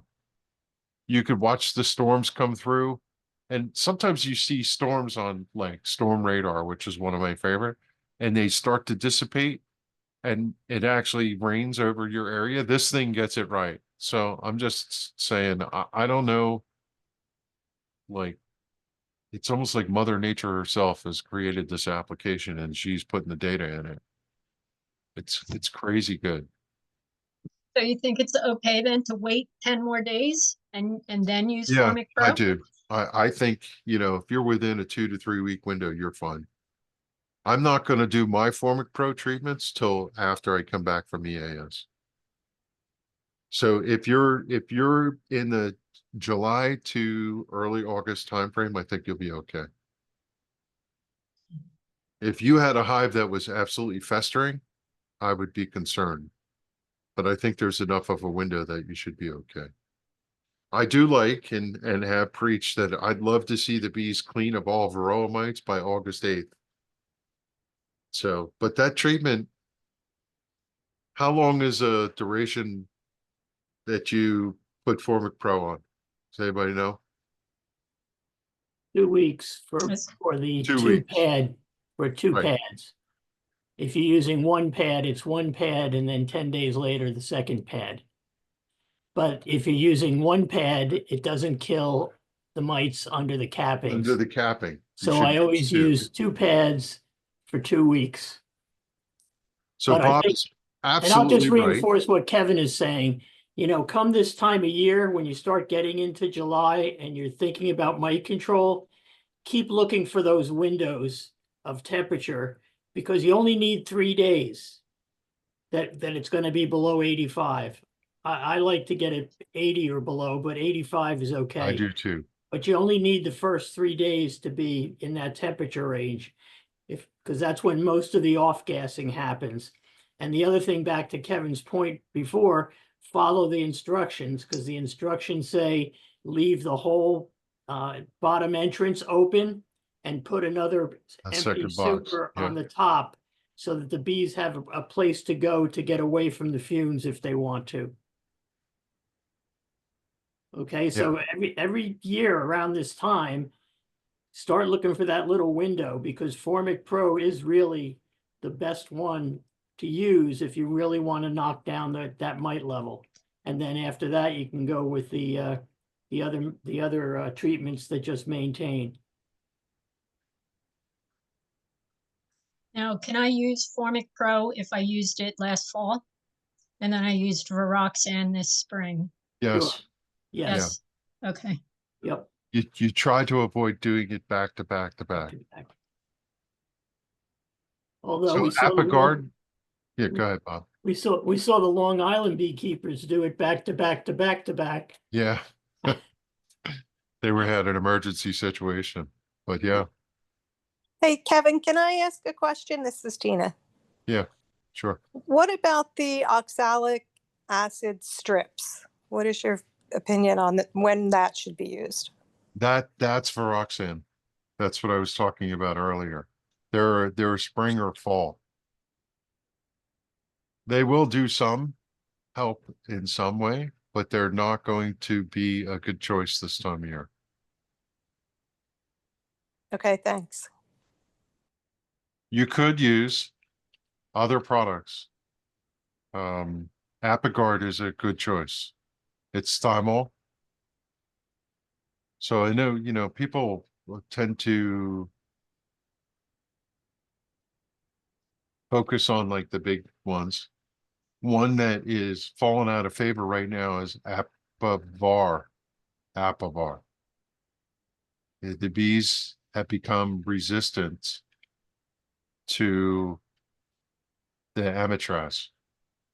And so, you know, for the last 4 seasons or so, people have been talking about it. The massive die-off over winter, people specifically pointed right at it, Amitraz, and said that it is no longer effective. Now, the new product, Apivar 2.0, is supposed to come out like any moment now. And so maybe that will have a different, you know, different choice. But there's also other things out there. Now, don't use Checkmate, which is Kumafos. It's still sold. So, you know, when you're looking out there and all these products, it's ineffective and it's no good. And fluvalinate, which is another product, is no good. Kumafos and fluvalinate, never buy those. There's a product out there called Apilife Bar, comes in a tablet wafer. It's thymol, camphor, menthol, eucalyptol. How do you say that, Bob? Eucalyptus. Eucalyptal oil. I don't, I let you say it. Yeah. That's thymol, which is what you get in Apigard, but other things too. And that's a reasonable product. It's a fumigant like the other ones, and it can't be used with honey on it. But you know, a lot of people forget that that's out there, but that's available to you. They used to sell something called Mite Away Quick Strips, and I think they're still in the catalogs here and there. I wouldn't buy those. I would buy Formic Pro instead. And those of us who have oxalic acid vaporizers, you're really only supposed to use those by the label of the law when the hives are broodless, which means spring and fall. But I'll be the first one to tell you that over and over, I hear people doing repeated treatments of vaporizations and they do okay with it. They're not going to get a knockdown, but they are going to kill some varroa mites. And if they keep doing it persistently for a long period of time, they can eventually impact the overall population of varroa mites in the hive.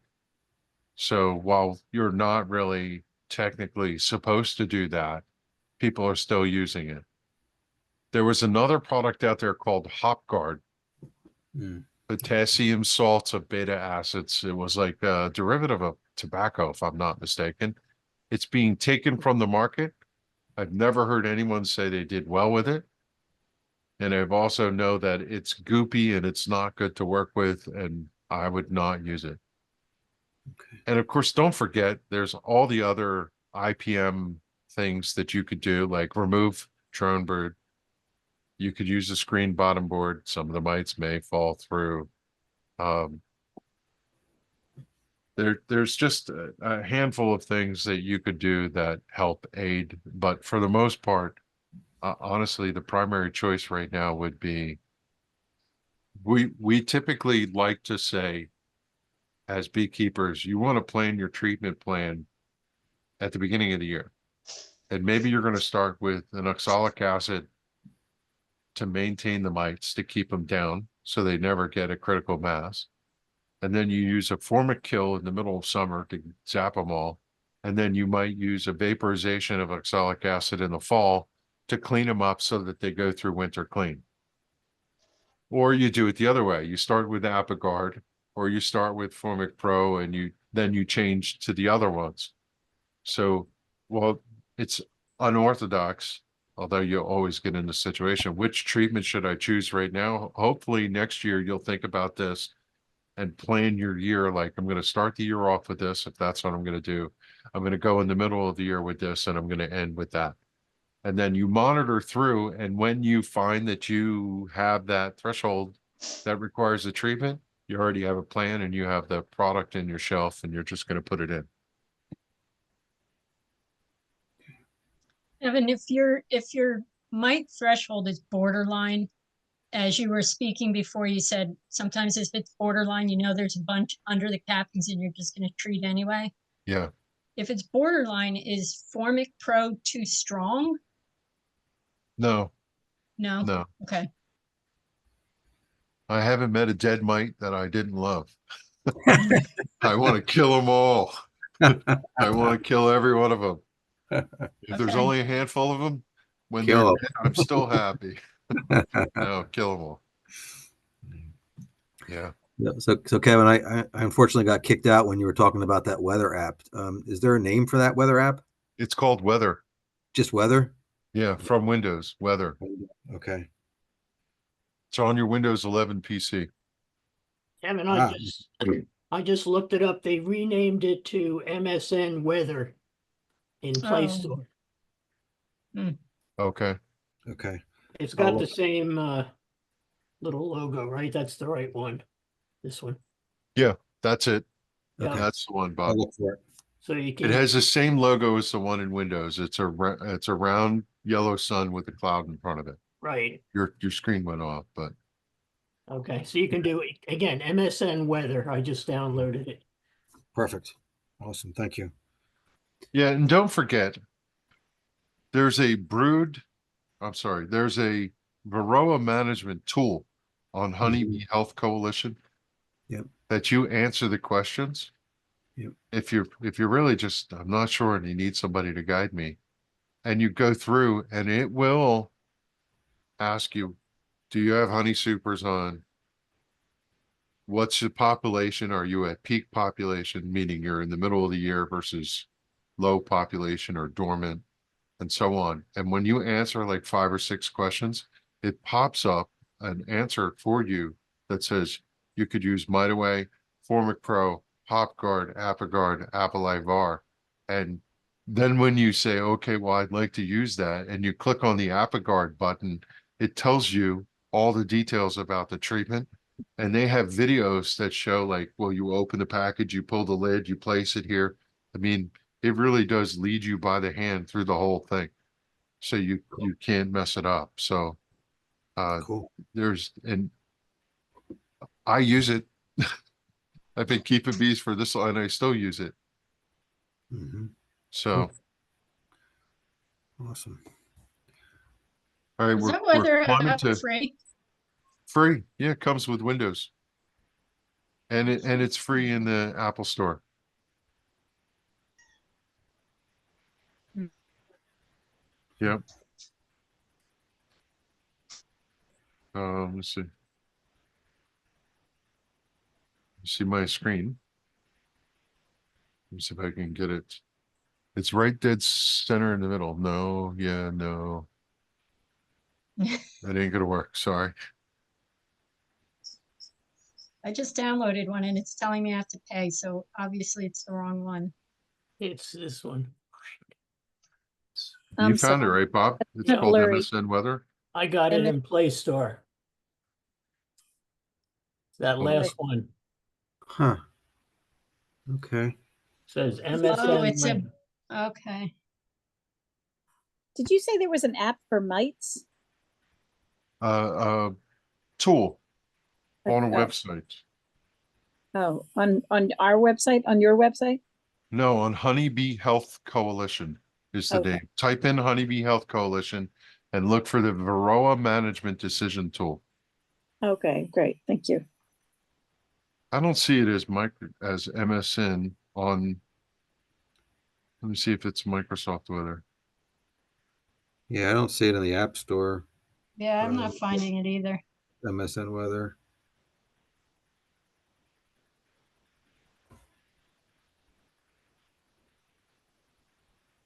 I promise you I have it. Is it yellow? It's white with a yellow sun and a cloud in front of it. I just see a yellow sun with a white cloud, and this is, I don't have an iPad, I have a Android. But it says Microsoft.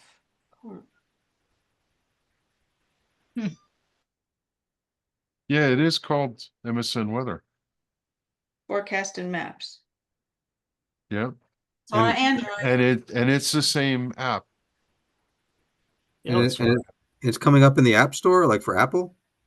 I didn't find it in the App Store. That's what I was Okay. trying to figure out. Found But it in the Play Store for Hmm. Android. if I find a link, I'll bring it back the next. Yeah. I mean, I could probably find it on my computer. I'm looking at it from my phone, and Yeah. but yeah, I'll look on my computer because that's an app. IBM. Let me see. I'm on my PC, so let me ask. For iPhone. MSN on the App Store.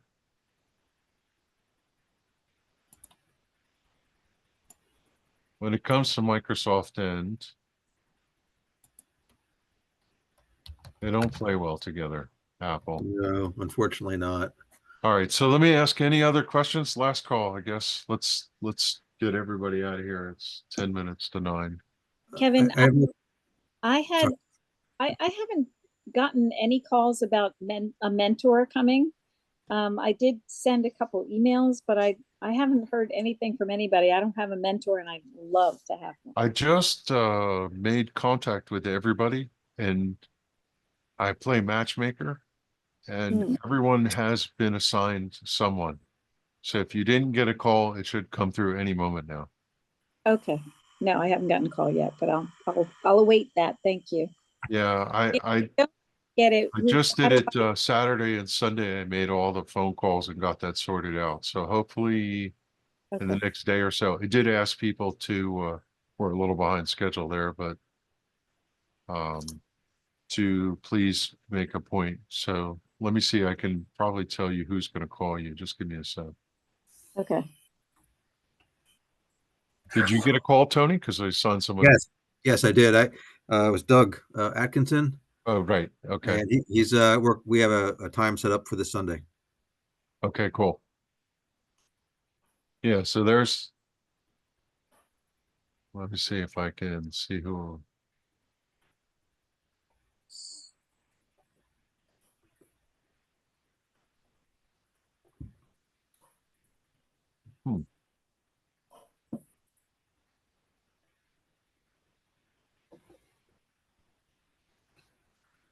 No pressure. I'm gonna go ahead and say goodbye, and I'm going to EAS, so maybe I'll see you, Kevin. Up, we'll be there. Bye. I'll be all over the place there. So come say hello. I will. Yeah. Bye.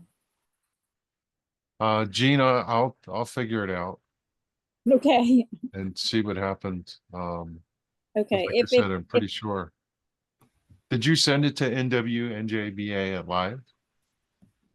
Um, How did you send a note? Because I I don't think, see it in I here. think I just emailed, I like responded to the email that we get about these meetings. Oh, okay. So, Yeah, that might have went to the, your last name is BASSE? Is that no, it's actually Stockwell, STO. Stockwell? Okay. No, I don't have you. So, but I'll find you and I'll get you a mentor. Okay, that'd be great. How could I contact you guys if I don't hear anything? I don't know which you sent it to the register. Where did it go? Do you know? I'm gonna look right now, because, let me just find the email that was sent for this, and then I'll, It should have come, it said sorry, don't take this the wrong way. It said, send an email to NWNJBA at live. That's the club's email address. We do this through the Beekeepers Association, so the people we send out can have insurance. They're covered by the Beekeepers Association through that. okay. I haven't gotten anything, and I think I replied to, and I think it's you, KEVVANS@gmail.com. Oh, you sent it to my Gmail. Yeah, I I would think look for it sent it there. back. But Okay. okay, so let me say this. This is way too much techno babble. When I send the messages out of Constant Contact, all the Gmail accounts get denied. They don't go. When they Oh. come from any email other than Gmail.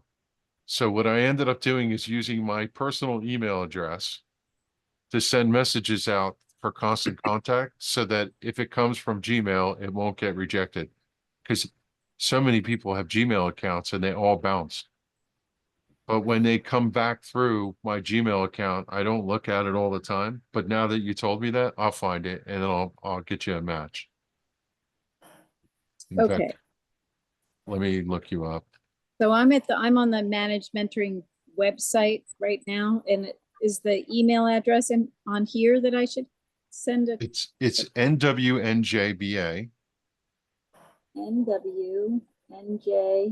NWNJBA at live.com. live.com. Okay. Thank you very much. Yeah, and sorry, but we'll get you set Okay. up. I just physically did them all like Saturday and Sunday, so I see emails to me from you, but I don't see the one management mentoring question. We're checking our hive boxes and found do your record. Did I ever respond to you when you wrote to me? No. No. I wouldn't look for managed mentoring in my Gmail account. I just use that as a utility account. But I see Yeah. you sent me a message on May 31st, so sorry. That's okay. I mean, But I I didn't don't- care, so yeah. Yeah, I know. How would you know, right? And okay, but we'll get Just you anything set up. going forward, it's fine. You know, whatever happened in the past, it's no big deal. But yeah, So can you do me a favor? Because I don't have the email. I don't know if it went to spam or what, but can you send an email to the address that I gave you? I can put it in chat here just to make sure that we don't WNJBA at live.com and just let me know your address and your basics, and from that we'll find you a date. okay. Terrific. Yeah. All right. Well, thanks for hanging out, everybody. Yeah. Yeah, thank you. It's very good. I don't know why I don't have more confidence, but I always feel like I'm gonna end up signing in and I'll be by myself. So and thanks, Bob, for signing in. Oh, no. Yeah. Bob, they set the time for the visit, I think at 1 or 1:30. So I'll be at your house sometime between 12 and 1:30. Okay. Friday. Yeah, I ran some wax through the solar wax melter today, so you have a couple Oh, of nice. cells. Yeah. Very good. All right. Thanks, everybody. Cool. Thank Thanks very you. much. Bye, everyone. Bye-bye. Got the Bye. recording. Are you sure you want to stop the recording?